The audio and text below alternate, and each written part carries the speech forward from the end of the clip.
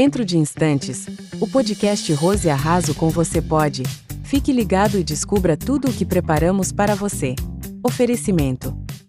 Todos amam um doce diferente, que derrete na boca, te faz ir a lugares inexplicáveis e relembrar momentos especiais em sua vida.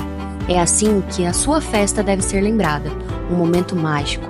Por isso, nós da Ana Salgaderia e Confeitaria queremos que você conheça nossos doces, lindos, diferentes, criativos, cremosos, uma delícia. Conheça nossos salgados, crocantes, macios e bem temperados. Podemos fritar e preparar tudo no local do seu evento, servindo ainda quentinho.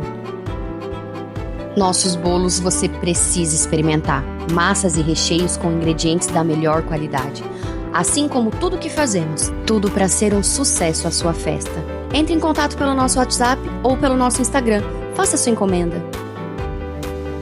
O Centro Automotivo Nova Era é uma oficina mecânica especializada em sistemas de injeção de diesel, com mais de 20 anos de experiência no mercado, com sua equipe altamente qualificada para realizar manutenção preventiva e reparos em veículos a diesel, utilizando tecnologia de ponta e equipamentos de última geração em seu laboratório prático de diagnóstico. A equipe está preparada para resolver desde os problemas mais simples até os mais complexos de injeção de diesel. O compromisso da oficina é fornecer qualidade e segurança em seus serviços, garantindo o desempenho ideal dos veículos de seus clientes. Entre em contato 44 3029 9830. Azoure Moda Feminina. Vestindo mulheres versáteis. Fabricação própria com entregas para todo o Brasil. Look super descolado para qualquer ocasião.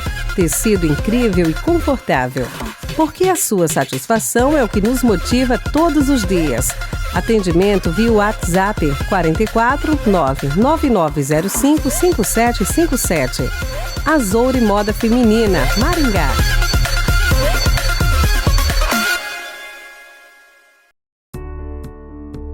Bem-vindo a Polo Móveis, onde transformamos seus sonhos em realidade. Desde 1989, oferecendo móveis de qualidade para todos os ambientes, do móvel pronto ao planejado. Visite nossa loja e descubra como podemos transformar seu espaço com sofisticação e modernidade.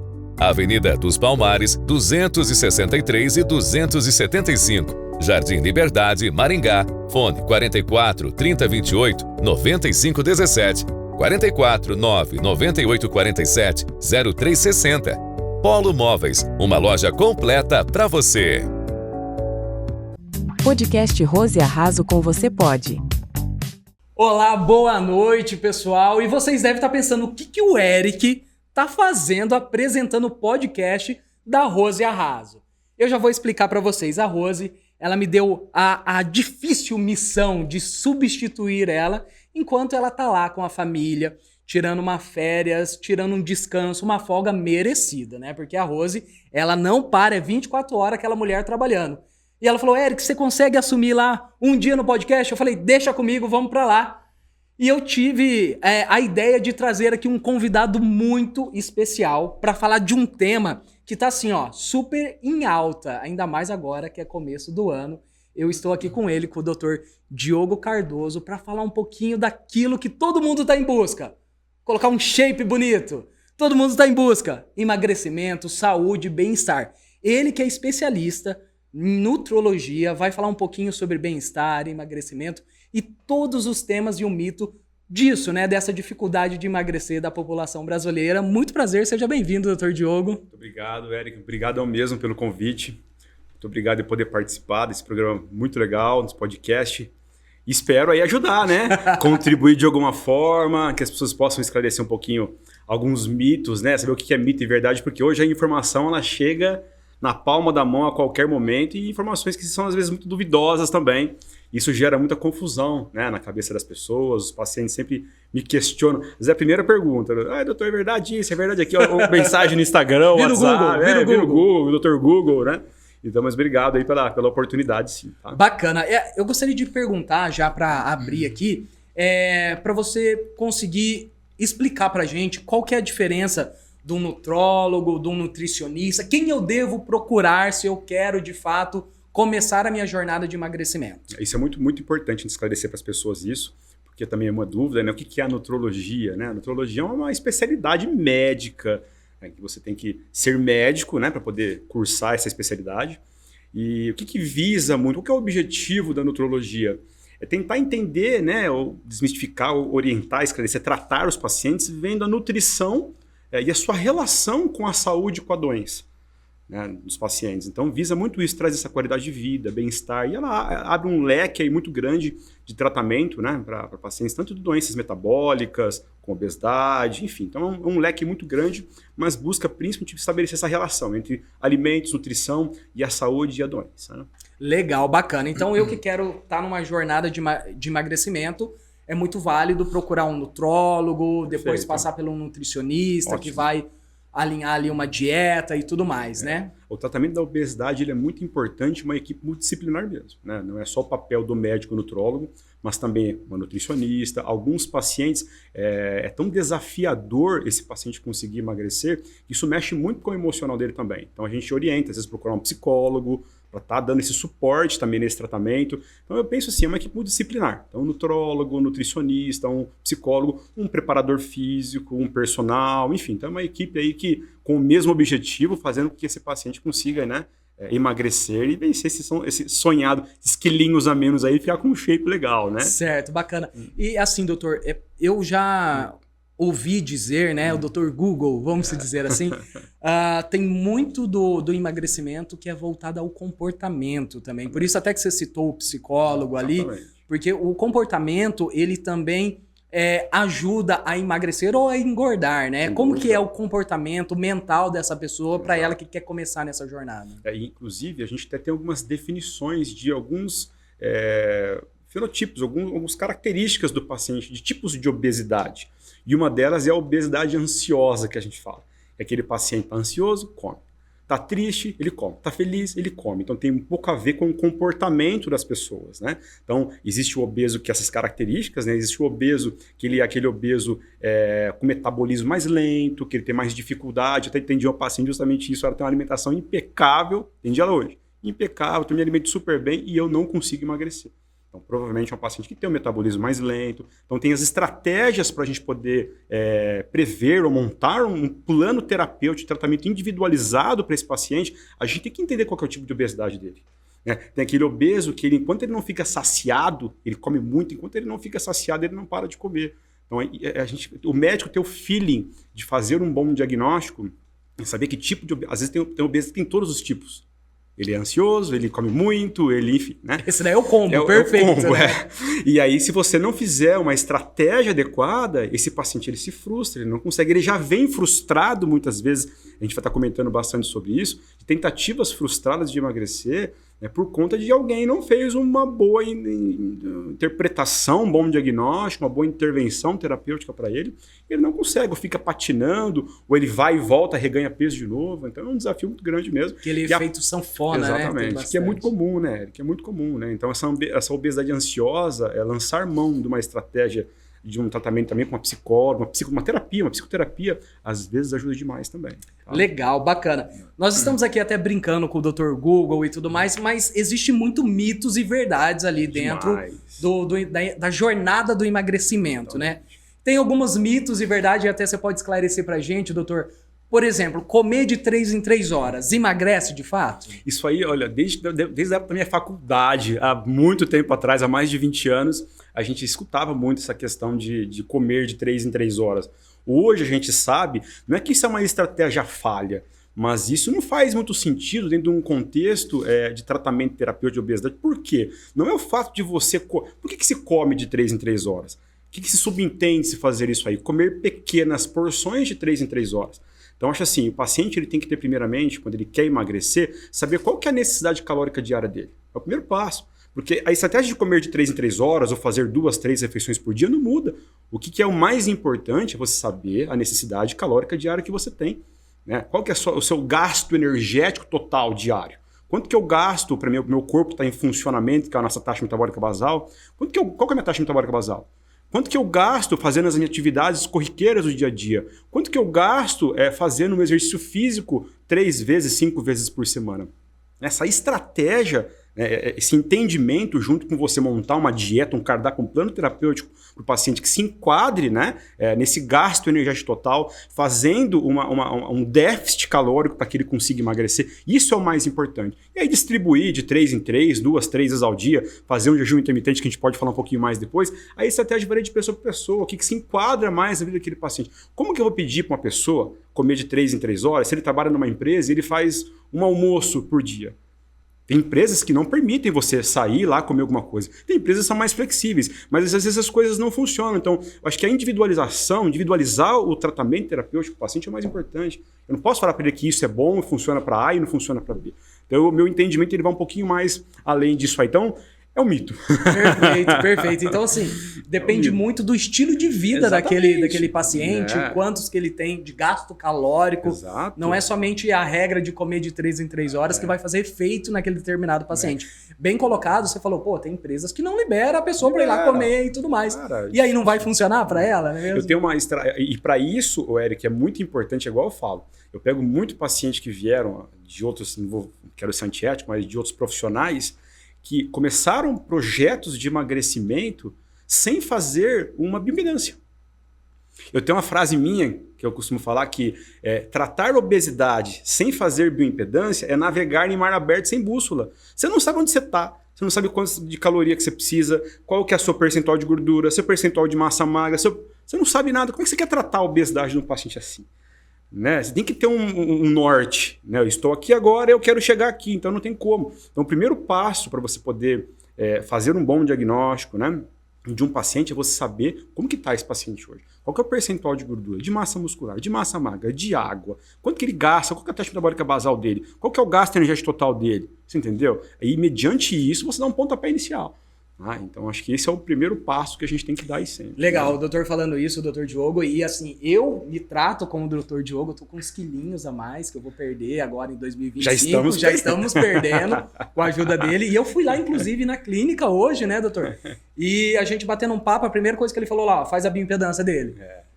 Já fez duas bioimpedâncias para sempre medir, né, esses pontos e realmente ter uma bússola, ter um norte para onde seguir, né? Nos primeiros 3 meses dos meus pacientes, eu gosto sempre de fazer uma bioimpedância por mês, no mínimo uma por mês. Menos que isso não é legal, mas pelo menos uma por mês. Por quê? Eu preciso corrigir esse paciente. Né? Corrigir no sentido de orientar. Olha, tá faltando isso, vamos fazer essa estratégia. Porque senão aquilo que a gente padronizou lá, né, a gente organizou, não dando certo, é muito ruim para o paciente. Ele se frustra, ele abandona e ele quer o quê? O resultado rápido, né? Não tem jeito. Né? Exatamente, a gente quer tudo para ontem, né? Doutor, já esclareceu esse mito e agora eu quero te fazer uma pergunta que isso eu visualizo no meu dia a dia. Eu vou até falar aqui, ó, lá na empresa tem um pessoal que trabalha comigo e eu até brinco com eles, né? Nós temos aqui no estúdio o Adriano também que trabalha comigo. E lá tem umas meninas que elas têm umas bolsinhas de droga lá, a famosa bolsinha de droga, que tem um monte de coisa lá, né? Comprimido para não sei o quê, é um chá do Himalaia, é não sei o que da onde. Esses tipos de medicamento é recomendável? Como que você enxerga isso? Essas falsas promessas milagrosas, porque hoje tem de tudo, né? Na internet, hoje vai no TikTok, tem doutor de tudo, sim, profissional de tudo. Eu tenho muito receio no sentido do quê? Né?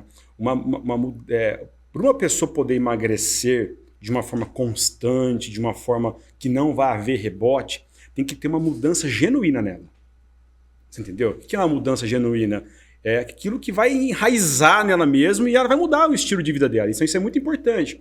E essas falsas promessas de emagrecer grandes quantidades de peso em curto espaço de tempo, eu tenho um pouco de receio com relação a isso. Porque não tem mudança genuína.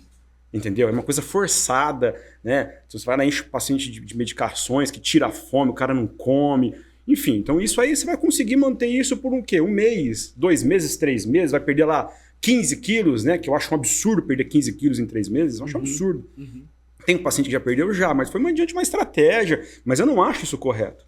Eu acho que uma perda de peso saudável em 1 mês é 3 quilos no mês, 2 a 3 quilos por mês. Isso está havendo uma mudança de estilo de vida, uma mudança real do paciente, para que ele consiga realmente atingir os objetivos, mesmo que mais a longo prazo. Então essas coisas que as pessoas tomam hoje em dia, chá não sei do que, eu uso chá, tá? Algumas coisinhas. mas isso às vezes exagera um pouquinho, extrapola um pouquinho a normalidade. Eu já peguei pacientes intoxicados por conta de alguns tipos de chás também. Porque você compra as coisas, você não sabe o que tem lá dentro, muitas vezes, é uma mistureira de um monte de coisa.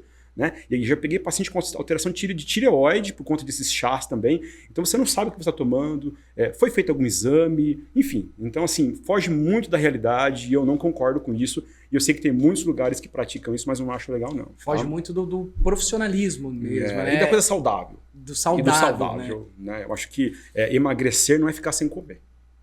Tá? Para você emagrecer, você deve comer carboidratos, você deve consumir gorduras, deve consumir proteína, mas é o equilíbrio disso. Né? O equilíbrio, a taxa que eu falei para você, o gasto total, é a quantidade que você está comendo. Isso é o mais importante. Certo, né? Perfeito.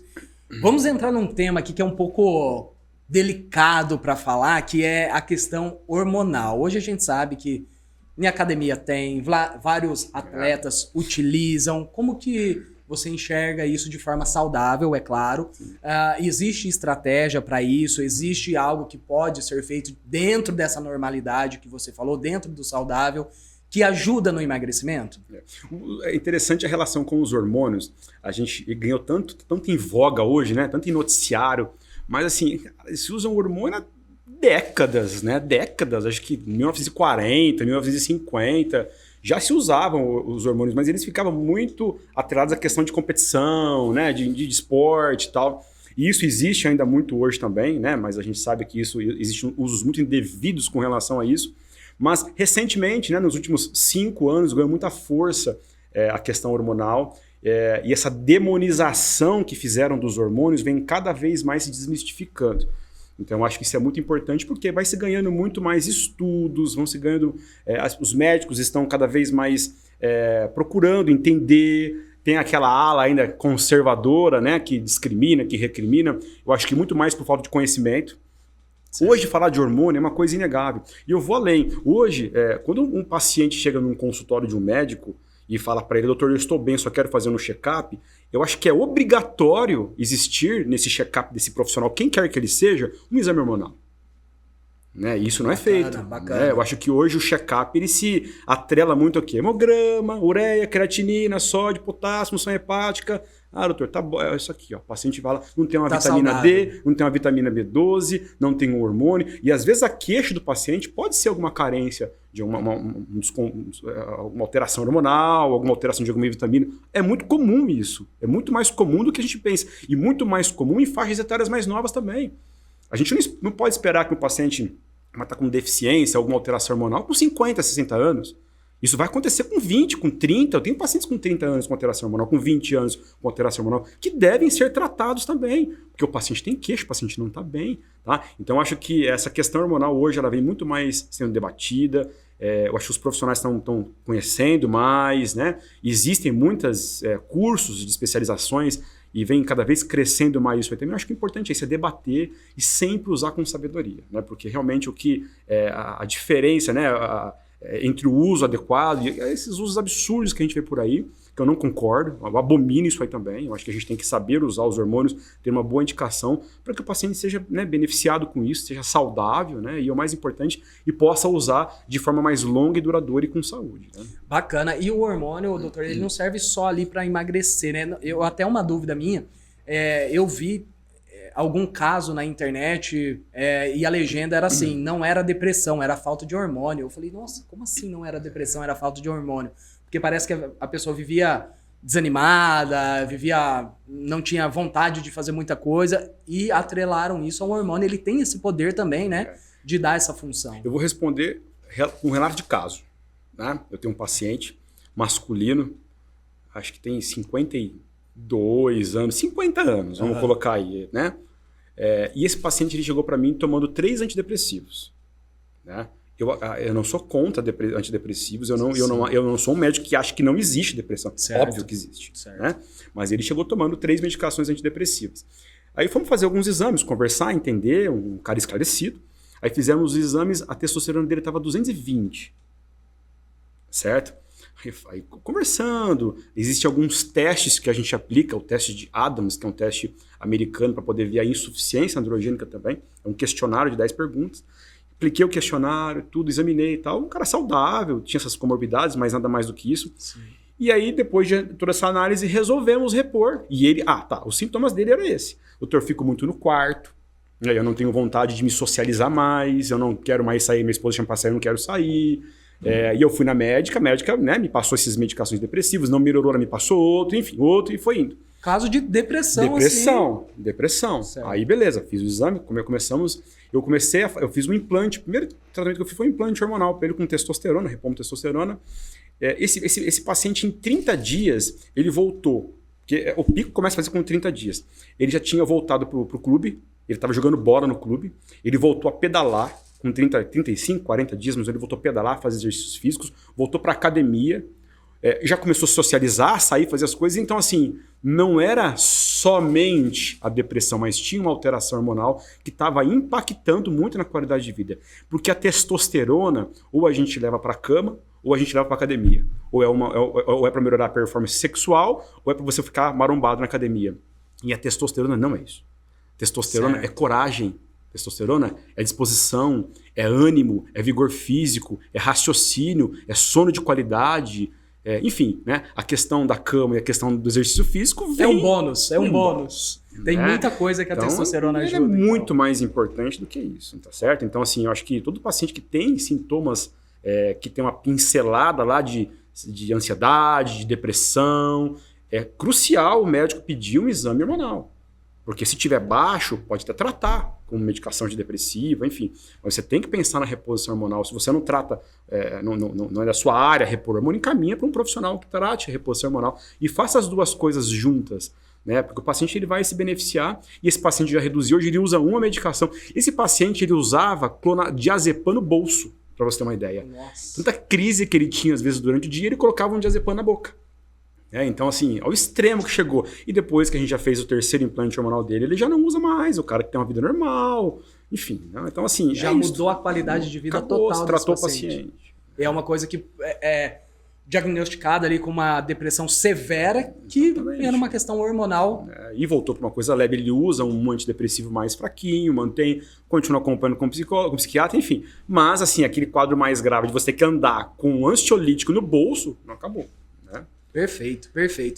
Doutor, aquelas estratégias que a gente vê de dietas, que a gente pergunta pro chat GPT, né? Qual dieta que eu preciso. O chat GPT tá aqui. Entendeu? Ele tá inteligentíssimo. Eu uso muito. Então, essas dietas, elas podem ser usadas, você já me respondeu isso em outro momento, mas para ficar bem claro pro pessoal, ela não pode ser aplicada em todo mundo, né? Tem que ser algo mais individual para cada um. Sempre. Né? Existe alguma receita de bolo que vai funcionar para todo mundo? Então, é difícil, né, Eric? Porque, pelo menos o que a gente pratica lá no instituto, na nossa clínica, é individualizar cada paciente. Porque, por exemplo, nisso que você falou, se a gente for partir para uma coisa meio receita de bolo, e o paciente que tem intolerância à lactose? E um paciente que tem uma doença celíaca ou uma intolerância ao glúten? E se esse paciente tem alguma alergia, alguma dificuldade de absorção de algum determinado nutriente? Então, assim, não há como você engessar tratamento de dietas, não tem como, tem que ser muito individualizado mesmo. Né? Eu vou até um pouco além na questão absortiva. Né? Hoje a gente fala muito em leaky gut. O que é leaky gut? Leaky gut é a alta permeabilidade intestinal. A gente se alimenta tão mal com alimentos inflamatórios que o nosso intestino, a peneirinha do intestino, ela vai abrindo, né? E nisso vai entrando coisas que não devem entrar no seu organismo, na sua corrente sanguínea. Isso a gente chama de leaky gut, essa alta permeabilidade do intestino. Isso advém muito de doenças inflamatórias, o paciente muito inflamado, que tem obesidade, que se alimenta mal. Então, como que vai ser a absorção desse paciente? Com uma dieta engessada para A, B, C, D e E? Não, tem que ser individualizado. Eu costumo sempre falar para os meus pacientes, tratamento de obesidade, pontapé inicial, tem que ser uma medicação com probióticos, com prebióticos, para a gente deixar esse intestino mais saudável. E tem uma outra frase que é minha, que eu falo bastante, que é: intestino saudável não é intestino que vai no banheiro todo dia. Ah, bom, já estava preocupado. Entendeu? A gente acha que... Eu pergunto para os pacientes, como é que é seu intestino? Eu vou todo dia no banheiro. Eu vou todo dia no banheiro e tal. E aí o paciente não está mais lá cheio com obesidade e fala, mas tem coisa errada aí, né? Então, desparasitar esse paciente. No primeiro pontapé, desparasitar, entrar com uma modulação intestinal, né? Melhorar a saúde intestinal. E não só isso, falar para ele, falar, olha, tem alimentos que você não deve consumir, né? Vamos cortar o refrigerante, vamos cortar o álcool, vamos cortar o leite, derivados de leite, vamos cortar o glúten. Então a gente dá aquele choque no intestino, no corpo de cara, porque a gente sabe que isso dá resultado e que isso está realmente atrelado a essa questão dessa permeabilidade autointestinal aí, e que isso é a gênese para uma série de doenças. Como que você acha que uma pessoa às vezes tem uma doença autoimune? Porque entrou alguma coisinha, né, alguma coisa que você se alimentou, por uma alta permeabilidade intestinal, entrou algum antígeno ali dentro, né, semelhante a um vírus, uma bactéria, ou algum antígeno que adentrou ao seu corpo, que era semelhante a uma célula do seu próprio corpo. Então, seu cérebro começa, seu corpo, né, seu sistema imunológico começa a disparar anticorpos contra aquele antígeno que são semelhantes a alguma célula do seu corpo. Por exemplo, doenças da tireoide, como o hipotiroidismo, né, que é a doença de Hashimoto, que é uma doença autoimune. É muito comum mulheres terem isso daí. Então, assim, é o seu corpo destruindo o seu próprio corpo. Isso que é a definição de uma doença autoimune. Uma definição simples, né, de doença autoimune. Sim. Mas é isso que a gente tem que fazer. Então, tratar o intestino, que é a fonte onde entra toda a nossa... as coisas, né, nossos alimentos, enfim, tá tudo pelo intestino. É muito importante você ter um intestino saudável. E não é fazer cocô todo dia, cocô todo dia. Perfeito, perfeito. Doutor, e aqui é até uma dúvida minha, é até uma autocobrança minha, né? Eu que tô nessa jornada de perder peso, também como é uma autocobrança minha, acredito que muita gente também tem essa autocobrança, que é o seguinte: de segunda a sexta... Eu faço. De segunda a sexta tô ali bonitinho, pesando meu alimento, comendo, vou na academia, mas aquele final de semana, aquele 1% vagabundo, como que é esse equilíbrio que a gente precisa ter? Esse equilíbrio de, olha, durante o final de semana, se controla, como que o senhor vê isso? Eu vou responder isso com uma outra pergunta. Quem quer coisas extraordinárias, faça coisas extraordinárias. Então, se você quer um resultado, um shape legal, pergunta para um cara que tem um corpo legal, saradão, rasgado, como que é a alimentação dele. Se ele vacila no fim de semana. O cara não vacila. Né? Mas, enfim, vamos trazer para a nossa realidade de reais seres humanos certo. Que a gente sabe que no final de semana, né? Você não faz? Eu também faço. Né? Mas o que eu tento fazer? Eu compenso muito também. Então, por exemplo, chegou uma sexta-feira, você não come pizza com seus filhos? Pô, meus filhos são pequenos, quer comer alguma coisinha, às vezes a gente dá uma escapadinha e come. Como que você faz? Compensa um pouco no outro dia, se alimenta melhor um pouco no outro dia, faça algum exercício físico que você de repente não faria no outro dia, faça no outro dia para compensar esse equilíbrio calórico que você deu uma extravasada no dia anterior. E não é fazer apologia a comer mal, eu acho que tem que sempre estar comendo bem, mas uma escorregadinha que você der, uma ou outra, lá tenta compensar, né? Faça coisas maiores no outro dia, melhores, se alimente melhor no outro dia, para dar uma equilibrada aí, para poder ficar uma coisa mais saudável, tá? Legal. Acho que isso é uma alternativa interessante e legal para ser feita. Eu já confesso que eu já fiz o seguinte aqui, e até me esclareça se eu errei, acredito que sim. O que eu já pensei? Falei, como eu vou, por exemplo, vou numa pizzaria à noite, eu fico o dia inteiro sem comer, provavelmente alguém já fez também, eu fico o dia inteiro sem comer para chegar lá à noite e comer. Aí eu penso na minha cabeça, aí eu comigo mesmo, eu falo, não, mas eu economizei tantas calorias durante o dia inteiro e vou comer aqui. Na verdade, assim, igual você falou das calorias. Vamos supor que a gente padronizou uma dieta para você com 1.500 quilocalorias dia. Se você foi lá e fez 1.000 calorias até antes do jantar, aí, você vai na pizzaria, você vai comer lá uma pizza, você vai gastar aí mais umas 1.000, vai comer, né? Mais umas 1.500 calorias, 1.000 calorias lá. Você já fez um superávit, não déficit. Né? Então, qual que é a estratégia melhor? Vai no outro dia, faz uma coisa, queima um pouquinho mais, se abstém um pouco mais no outro dia, faça uma alimentação mais saudável no outro dia. Eu acho que ter esse equilíbrio, fazer esses jejunzão assim, muito louco, é uma estratégia, mas não é mais indicado. Né? Você vai ficar se privando o dia todo. Tem pacientes que passam mal, não ficam bem, né? Fazem hipoglicemia. Então, assim, vai muito de pessoa para pessoa, tá? Mas a gente acaba entrando um pouquinho até num jejum. Você acaba fazendo um jejum intermitente. Certo. E quebrar um jejum intermitente com carboidrato não é bom. Né? Porque a hora que você manda lá um carboidrato pra dentro, você ficou em jejum, você jantou no outro dia, não comeu nada, e aí 8 horas da noite você vai na pizzaria, você vai quebrar seu jejum com carboidrato. É péssimo.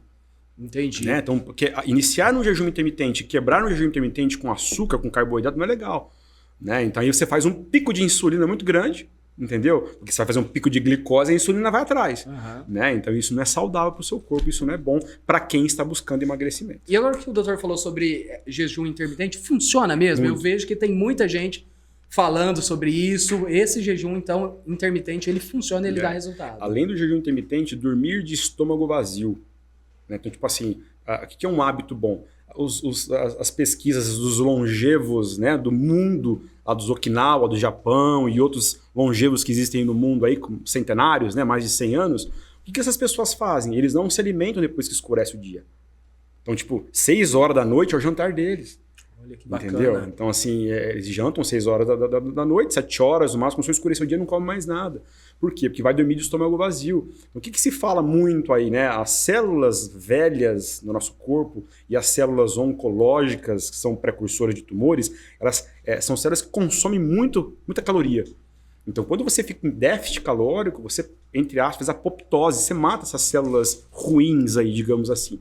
Então é importante você fazer jejum intermitente pensando nessa questão, né, de você matar essas células aí ruins, né, células velhas que podem ser células cancerígenas futuras, é um ponto importante. Outra coisa de benefício do jejum intermitente, gestão de obesidade e emagrecimento. Você faz um déficit muito grande calórico, você consegue fazer uma gestão melhor do seu peso também.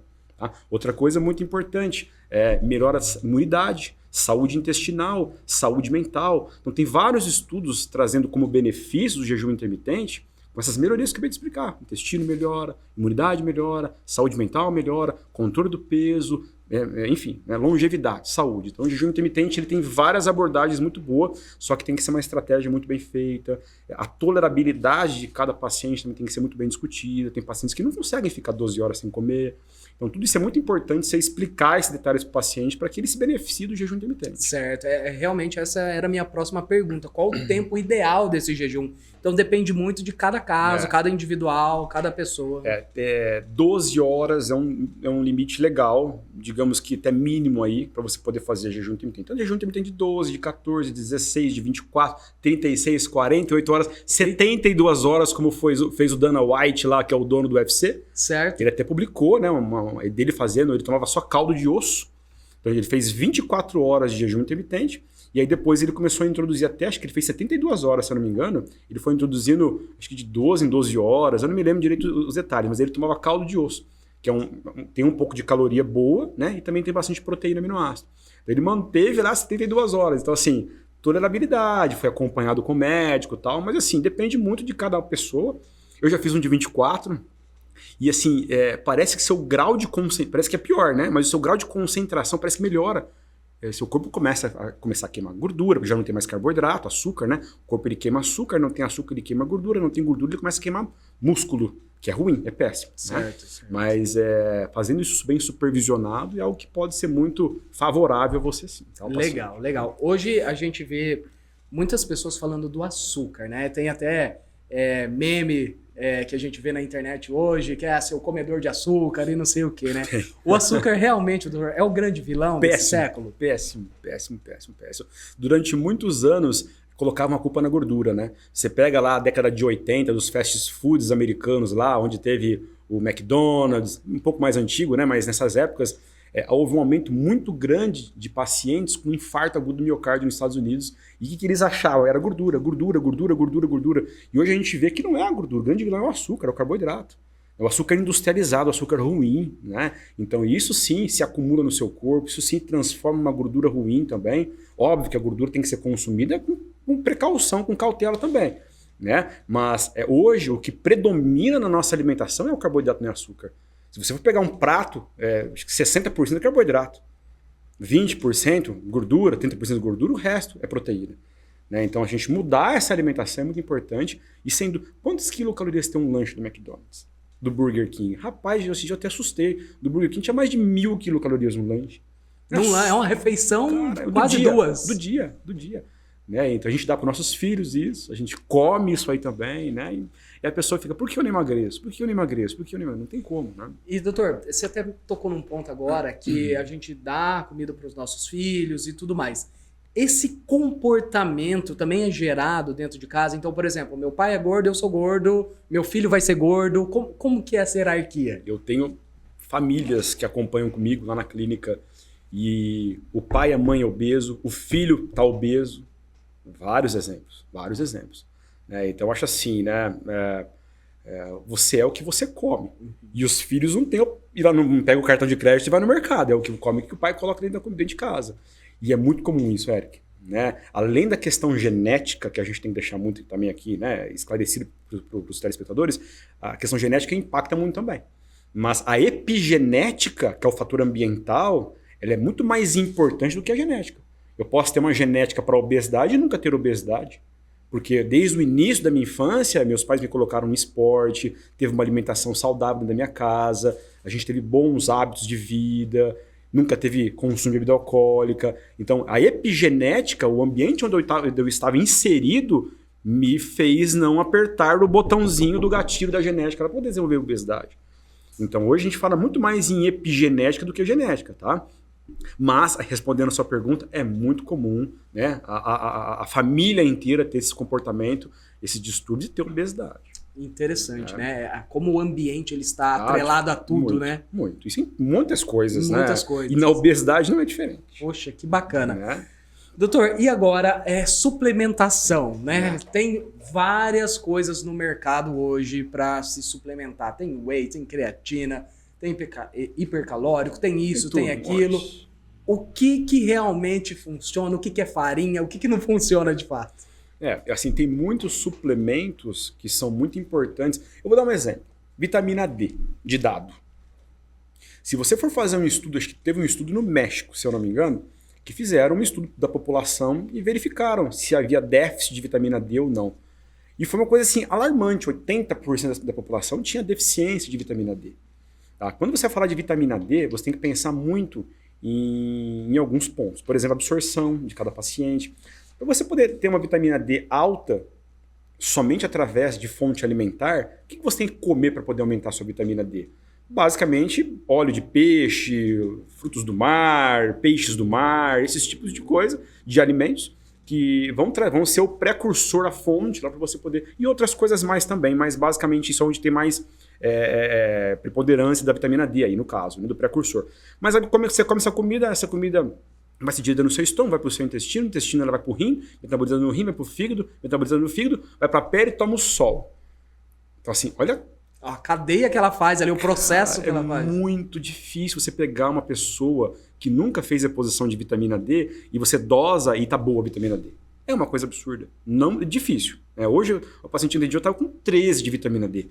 Estava com uma hipossuficiência absurda, né? O normal é estar maior que 20 e a gente sempre prega estar maior que 60, inclusive, ou níveis próximos de 60, para ter uma vitamina D boa e você ter todos os benefícios. Essa paciente, inclusive, quando a vitamina D está muito baixa, o seu corpo, o que a vitamina D faz no intestino? Ela ajuda a absorver o cálcio do intestino, né? Para esse cálcio ser utilizado no seu corpo e também ser fixado no osso também. Estava tão baixa a vitamina D dela que o cálcio dela estava baixo. E quando o seu cálcio está baixo, o que seu corpo entende para equilibrar? Ele tira, através da paratireoide do paratormônio, ele tira o cálcio do osso para colocar o cálcio na corrente sanguínea. Então você começa a fazer o quê? Osteopenia, osteoporose. Então, assim, é muito importante a gente dosar alguns tipos de vitaminas para ver se realmente está baixa a vitamina D. Vitamina D é uma delas que eu não prescrevo vitamina D para nenhum paciente se eu não saber como que está esses níveis séricos antes, B12 e outras vitaminas mais. Mas tem algumas vitaminas que a gente não dosa. Entendeu? Tem algumas vitaminas que a gente, na anamnese, no exame físico do paciente, na história clínica dele, a gente consegue já pescar algumas informações que pode estar com déficit de alguma vitamina ou outra, então a gente acaba prescrevendo também, tá? Hoje, sem dúvida nenhuma, hoje virou assim um comércio absurdo, né? Aí a gente não sabe como que são produzidas essas vitaminas, a gente não sabe se realmente o que está lá dentro realmente é vitamina o que está lá. Então o que é a dica que eu dou para as pessoas? Cuidado onde vocês compram, onde vocês manipulam as vitaminas de vocês, aquilo que foi prescrito pelo médico, ou se você de repente teve o desejo de tomar alguma vitamina e vai lá e toma. E aqui eu vou abrir um parênteses também, muito importante. Polivitamínico de farmácia. Então, assim, é muito comum, às vezes médicos prescrevem, toma um polivitamínico, vai lá que o farmacêutico ou o balconista te passa. Eu não sou contra, mas você vai pegar uns polivitaminas da farmácia, tem uma enxurrada de coisas com uma miligramagem pequenininha, entendeu? Então, assim, às vezes não vai surtir o efeito. Aí você vai lá, gasta lá 70, 80, 100 reais uma coisa que talvez não seja adequada. Talvez se tivesse 2 formulações, uma dosagem adequada, seria mais benéfico do que aquele montoeiro de coisas, né? Olha, eu já comprei esses polivitamínicos, tem de monte. Ele um monte de mineral, zinco, magnésio e ferro. Aquele de A a Z, e um monte de coisa. Não é que sou contra, mas toma cuidado, porque às vezes aquilo ali não é o suficiente para você. Seu corpo está pedindo mais do que aquela dosagem, por questões de absorção você não absorve adequadamente. E também tem essa questão absortiva. Né? Você pega a vitamina B12, por exemplo. Vitamina B12, o paciente que usa metformina, que usa omeprazol, pantoprazol e esomeprazol, não absorve vitamina B12. Entendeu? Porque para absorver vitamina B12, a gente tem que estar em meio ácido no estômago, né? Para produzir o fator intrínseco, para se acoplar na vitamina B12, para absorver no intestino. Então, assim, tem muitas variáveis. As pessoas não entendem isso e vão comprando, tomando e achando que está fazendo efeito. E é uma enganação pura, né? Rapaz. Isso não só para reposição de vitaminas, mas se você quer pegar uma vitamina para um contexto de obesidade, para ajudar... Eu adoro dar exemplo, né, dos meus pacientes. Né? Eu jogar o paciente tomando um monte de coisa, sabe... É bom isso, é bom aquilo. Quase que eu falei, pelo amor de Deus, pega tudo, guarda na gaveta e vamos começar do zero. Vai isso aqui, segue esse caminho aqui, porque vai comprando e vê amigo usou, o tio usou, o vizinho usou, o farmacêutico prescreveu, viu na internet, no TikTok, no Instagram, e acaba usando um monte de baboseira aí que não tem resultado para nada. Rapaz, o homem é uma enciclopédia, tanto conhecimento aqui que até assusta. Imagina. Eu já me tratava lá, tô virando agora fã do conhecimento do doutor. Eu vou aqui para algumas perguntas, doutor, que o pessoal anda fazendo. Tem aqui, ó. Júlia Paz, ó a pergunta. Coca-Cola zero, pode? Deus me livre. É a desculpa, né? É o que eu falei. Quem quer resultados extraordinários, faça coisas extraordinárias. As pessoas vivem com muletas, vivem se sabotando. Aí eu vou trocar a Coca normal pela Coca zero. Não dá, gente. Refrigerante não é bom. Zero, enfim, qualquer coisa que seja, não é bom, né? Então o ideal realmente é assim, ó. Você tá mais obeso, gordinho aí. Você quer mudar a sua vida? Tem alguns alimentos que você tem que falar assim, não. Abrir mão. Eu falo assim, ó, mais uma frase minha. Tem alimentos que são não pro resto da vida. Tem alimentos que são não temporariamente até a gente atingir o objetivo. Tá? E tem alimentos que você pode consumir naturalmente. Então, por exemplo, eu colocaria o refrigerante no rol dos não pro resto da vida. Vou ter que abster-se da Coca Zero. O Adriano também, nós que somos viciados em Coca Zero, não vamos poder mais. Vamos ter que cortar. Não pro resto da vida. Eu fiz um desafio com meus filhos esse ano. Virou o ano. Eu tenho 3 filhos, 3 homens. Eu fiz um desafio com eles. Olha, vocês não vão... E eles tomam. Né? Vocês não vão tomar refrigerante esse ano. Aí o pai vai dar um dinheiro no final. Teve que rolar dinheiro. Teve que rolar grana, entendeu? Os moleques. E eles estão bonitinhos, os 3. Já fez 30 dias agora sem consumir nenhuma gota de refrigerante. Trocaram pelo suco, trocaram pela água e estão vivos. Então a gente vive. Legal, né? Legal. Outra pergunta aqui. Jaqueline, da Seven Hair, está perguntando por que na maioria das dietas que foram passadas não tem feijão. Nas dietas. O feijão, ele é um alimento que, apesar da avó falar, né? Come feijão, que feijão tem ferro, mas é um ferro não M. A gente tem ferro M e ferro não M. O ferro não M é o ferro que vem da verdura, dos legumes, e o ferro M que vem principalmente, até tem um pouco, mas que vem principalmente da carne vermelha. E o feijão não é nem só isso. O feijão, ele é um alimento que ele estufa muito, ele dá aquela sensação de distensão abdominal. Então, assim, a gente tem pacientes que não se dão bem com isso. Você já está fazendo uma privação de alimentos, de caloria para o paciente, para ele poder ter uma saúde intestinal melhor, ficar melhor. Aí o feijão realmente não rola. Tá? Então eu acho que é mais assim, por ele ser muito pouco digestivo, né? Não pelo fato de ser inflamatório, não é um alimento bom, mas assim, na dieta, quando a gente quer pensar em emagrecimento, é uma coisa que a gente não coloca muito não. O grão de bico é uma alternativa boa, né? Ao invés do feijão, uma lentilha é até melhor, tá? Do que o feijão. Tá? Certo, perfeito. Mais uma pergunta aqui do pessoal. Preciso pesar a comida?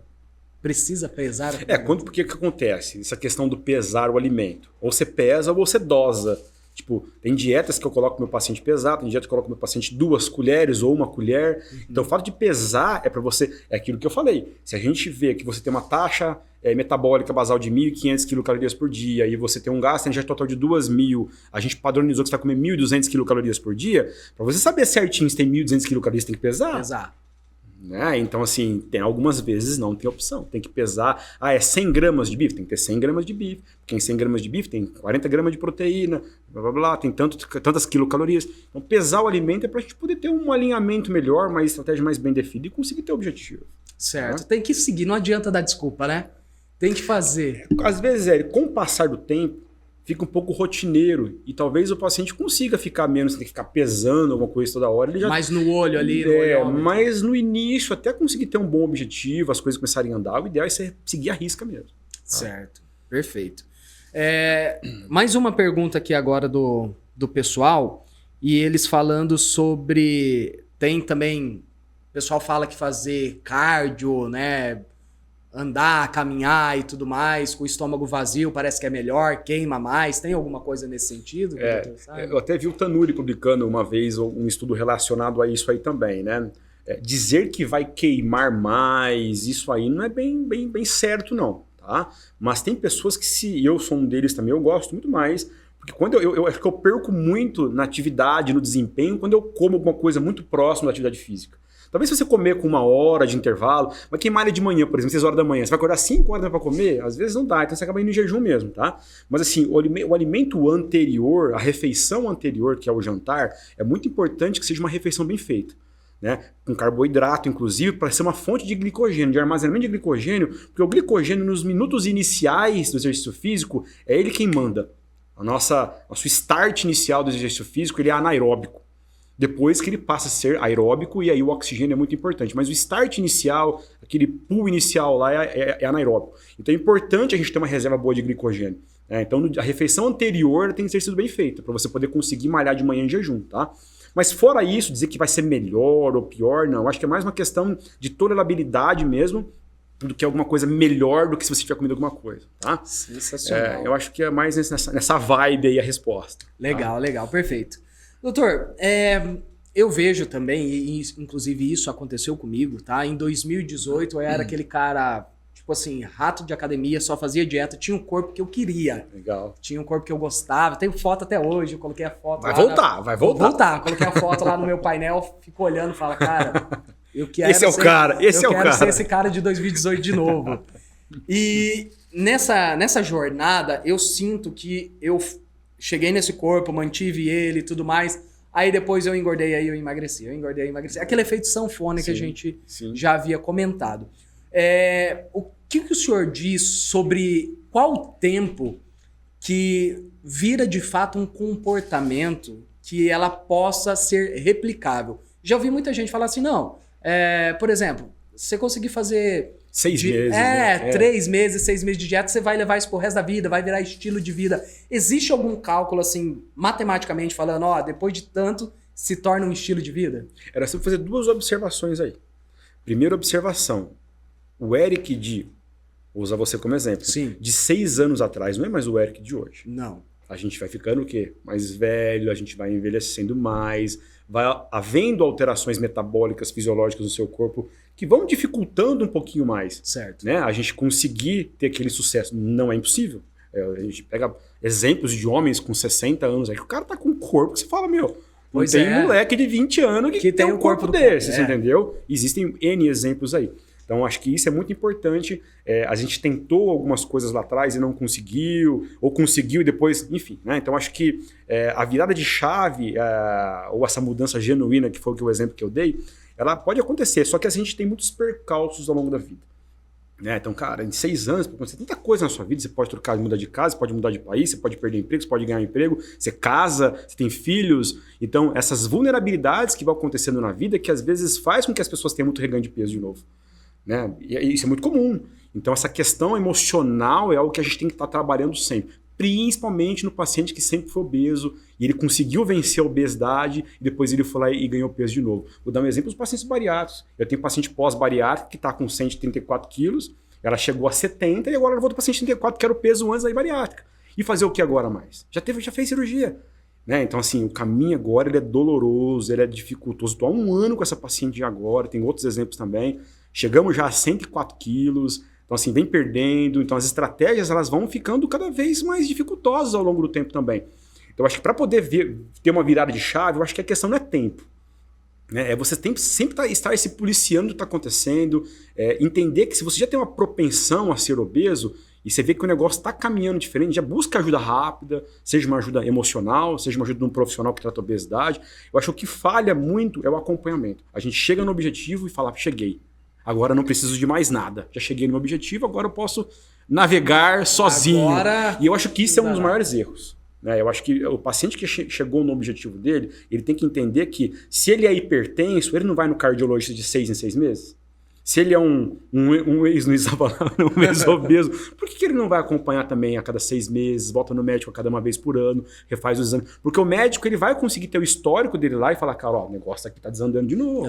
Vamos voltar, aquele ânimo, né? Eu falo que eu não sou o ator principal, eu sou um coadjuvante no tratamento do paciente. Ele é o ator principal, mas a gente vai empurrando, vai ajudando, vai... Então, acho que uma das falhas maiores que existe é a falta de acompanhamento, de gerenciamento de resultado depois que você consegue chegar lá no emagrecimento desejado lá. Tá? Legal, perfeito. Eu costumo assistir bastante aquele programa chamado Quilos Mortais. Eu já assisti também. Já assistiu também? Aquilo, a gente vê uns absurdos assim. 400, 300 quilos, umas coisas fora. As balanças normais não conseguem pesar as pessoas. Exatamente. Aquilo, doutor, você acredita que é muito mais comportamento, genética, emocional? O que deve ser para a pessoa chegar naquele estado? Eu acho que tudo isso.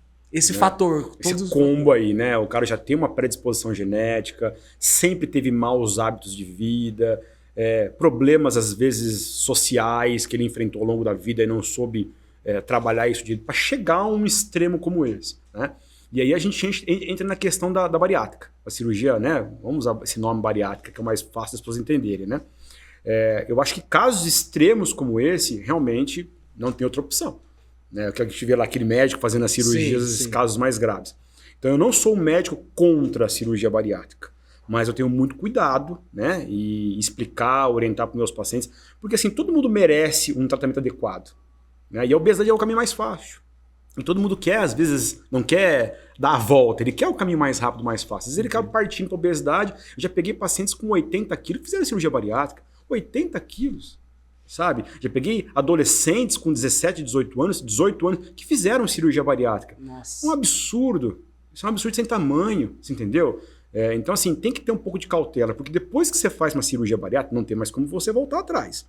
E não é só voltar atrás na questão do reganho de peso. Não tem como você voltar atrás mais de uma absorção de ferro, de uma absorção de vitamina B12, de uma absorção de vitamina D, de cálcio, de vitamina E. Depois que você faz a bariátrica, esses tipos de vitaminas, elas deixam de ser absorvidas de forma adequada no seu corpo. Acabou. É pro resto da vida, sendo que você vai ter que fazer suplementação e não é via oral, é injetável. Endovenose, intramuscular. Então o preço é muito alto. Muito alto. E se você pega uma pessoa jovem, com uma estimativa de vida de 70 anos, ela vai viver às vezes 40 anos pós-bariátrica e muitos deles não fazem acompanhamento médico.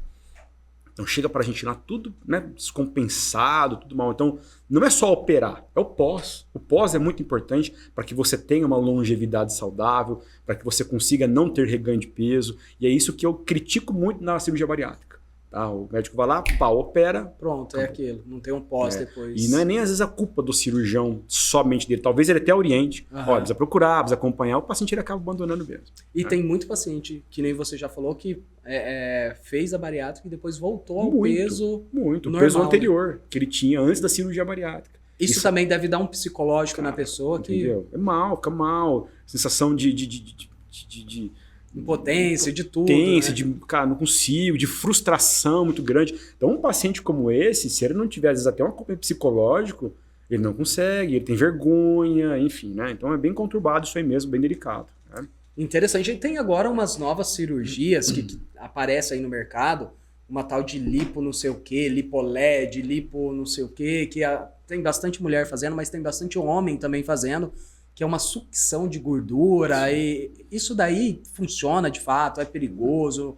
Como que é? Não, as cirurgias plásticas, né? Lipoaspiração, ou até mesmo a cirurgia abdominoplastia, são cirurgias muito importantes, sim. Trazem muito bem-estar, mas dentro de um contexto correto. Você não pode pegar um paciente com uma obesidade mórbida e achar que ele vai fazer uma lipo e vai emagrecer. De forma alguma, esse paciente ele tem que ser emagrecido, né? E a hora que ele tiver num peso adequado, até os próprios cirurgiões plásticos não falam, eles têm que emagrecer para depois você voltar aqui. Eles têm uma consciência muito grande com relação a isso. Então depois que volta, aí sim fazer um booking, né? Deixar o paciente mais bonito, melhor. Daí eu acho que a cirurgia plástica, ela cabe perfeitamente aí. Mas não com o objetivo de que isso vai emagrecer você de forma alguma. Tá? Certo, perfeito. Doutor, eu quero que agora você fale um pouquinho sobre o Instituto Murba, como que vocês atendem, onde que ele fica, as redes sociais, como Legal. E antes disso, rapidamente, Sim, minutinho, claro. eu vou tomar a liberdade de falar, é muito importante também a relação hormônio-obesidade. Tá? Então, os pacientes com obesidade, na sua grande maioria, têm muitas alterações hormonais. Testosterona, hormônios tireoidianos, as mulheres hormônios ovarianos, grelina, leptina, cortisol, hipercortisolismo é algo muito presente, que é o hormônio do estresse que a gente fala, mas é muito presente no paciente obeso, faz com que aumente a resistência insulínica. Então, por isso é muito importante ter um acompanhamento médico, de alguém que entenda esse contexto todo para poder tratar de forma adequada esse paciente. Mas vamos lá. Regular todos esses né? hormônios. Porque a maior frustração dos pacientes que chegam para mim, eu estou fazendo isso e não resolve. Porque aí você vai pedir os exames tudo descompensado. Então não é só tomar Monjauro, não é só aplicar Ozempic, é regular o corpo, é uma orquestra sinfônica. Se desafinou o violino ali, desafina tudo. Entendeu? E o Ozempic tá na moda agora, né? Monjauro nem se fala, né? Que eu gosto muito, fantástico, uso muito, mas tem que estar dentro de um contexto, de um equilíbrio do corpo aí primeiro, para poder você ter os benefícios, né, dessa excelente medicação que existe. E lá no Instituto vocês fazem todo esse diagnóstico, Vamos né? lá agora, né? Então o Instituto, né, nós trabalhamos lá com emagrecimento, pacientes que queiram, né, performar melhor na academia, uma hipertrofia, fazemos reposição hormonais através de implantes hormonais, reposição de vitaminas injetáveis, intramuscular. É uma clínica voltada para quê? Longevidade saudável. E aí tem mais uma frase minha, que você gosta das minhas frases, não basta chegar, tem que chegar com saúde. Né? Então não adianta você chegar com 70 anos tudo estrupiado, eu não quero isso na minha vida. Eu quero chegar com 70 anos, correndo, fazendo exercício físico, cuidando da minha família, dos meus netos. É isso que a gente quer e que todo mundo quer. Né? Então, para isso, a gente tem que cuidar muito bem da saúde, a gente tem que estar com a saúde em dia. Enfim, então a gente promove muito isso no Instituto, essa qualidade de vida, esse bem-estar. E a gente usa todas essas estratégias que a gente tem aí para poder trazer o paciente para perto da gente, explicar para ele entender, para que ele tenha a sua saúde aí estabelecida e envelheça com muita saúde aí também. Né? Sensacional. A frase, então, não basta chegar... Tem que chegar com saúde. Olha só como que isso impacta, né? Não basta chegar, tem que chegar com saúde. Sensacional. Gente, o Dr. Diogo aqui, depois a gente vai deixar as redes sociais dele. Você que precisa aí fazer um tratamento, um acompanhamento, que nem ele falou, é muito importante esse primeiro passo. Ser acompanhado de perto por um profissional vai te trazer resultados que você achava que era impossível de alcançar. Né? E a gente precisa desse acompanhamento. Eu confesso que eu estou fazendo lá esse acompanhamento na clínica. O pessoal lá é sensacional, o atendimento é sensacional. Realmente, você vê um cuidado deles com você e tudo. E é algo muito profissional mesmo. Indico e garanto, o Dr. Diogo aqui, como vocês podem ver, o homem é uma enciclopédia de conhecimento. Né? Tanta coisa que a gente falou aqui. E eu fiquei, meu Deus, estou fazendo uma faculdade já aqui, entendeu? Então, vamos deixar as redes sociais deles aí, o endereço. Doutor, muito obrigado por ter aceitado o nosso convite. Quer dar um recado final pro pessoal? Fica à vontade. Quero agradecer mais uma vez, Eric, você, o pessoal, toda a sua equipe aí, a Rose também, né? Exato. E estamos aqui à disposição e agradeço imensamente. Pessoal, sempre a gente quer começar as coisas na segunda-feira ou no começo do ano. Agora é a hora. Carnaval tá aí, bora malhar, mudar a vida, né? Mudança genuína, essa é a chave pro sucesso. E quando a gente muda, se sente bem, a nossa aparência é boa, a autoestima é boa, né? Muda tudo. Então, vamos correr atrás de quem chutou o balde, como eu. Corre atrás, procura o Dr. Diogo lá e vamos que o ano só tá começando. Muito obrigado novamente. Obrigado. Rose, obrigado aí pelo espaço, espero ter te substituído aqui bem e boa folga aí, você merece muito trabalhador, você e toda a família. Um beijão aí também pro Gustavo e até mais. Fui! Podcast Rose Arraso com Você Pode. Oferecimento. Adote Modas. Todo dia um look diferente. Colégio Anglo Maringá. Polo Móveis. Uma loja completa para você. Seven Hair Brasil, salão de beleza e estética. Alfa Turismo, viagens nacionais e internacionais. Dodô do Torresmo. Gata Sul, impressões digitais. Juliana Silva Eyewear, óculos que transformam pessoas. E Azoure Moda Feminina.